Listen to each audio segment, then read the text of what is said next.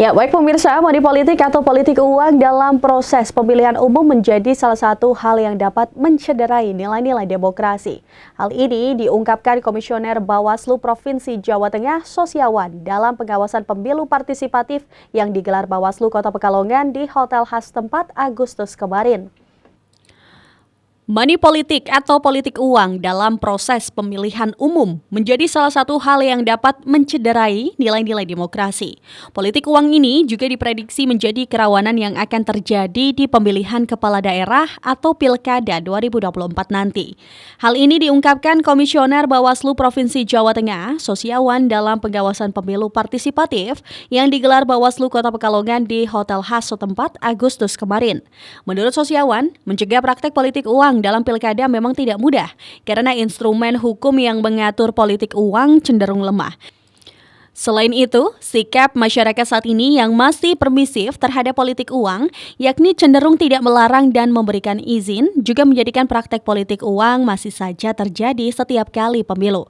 Untuk itu, Bawaslu juga terus memberikan sosialisasi dan edukasi kepada berbagai pihak, baik itu masyarakat atau stakeholder mengenai larangan politik uang, sehingga harapannya masyarakat bisa sadar dan mulai menolak politik uang.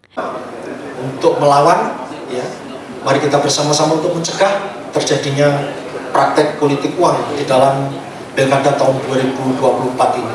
Memang ini tidak mudah, ini tidak mudah, karena instrumen hukum juga lemah untuk menjangkau seluruh praktek politik uang.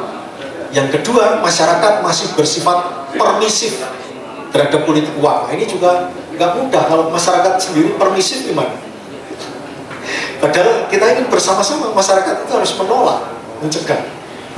Tapi inilah realitas politik yang harus kita hadapi, yang kita akan tidak henti-hentinya untuk mengajak seluruh masyarakat dan stakeholder mencegah, menghindari praktek politik uang dalam Pilkada tahun 2024. Yang kedua, ini yang juga kita waspadai secara umum, hal yang dapat mencederai nilai demokrasi atau pemilu atau pemilihan adalah maraknya hoax, kampanye hitam, ujaran kebencian. Apa bedanya kampanye hitam sama kampanye negatif?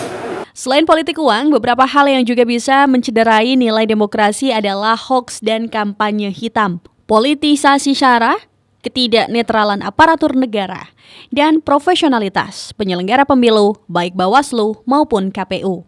Karisma, Batik TV melaporkan.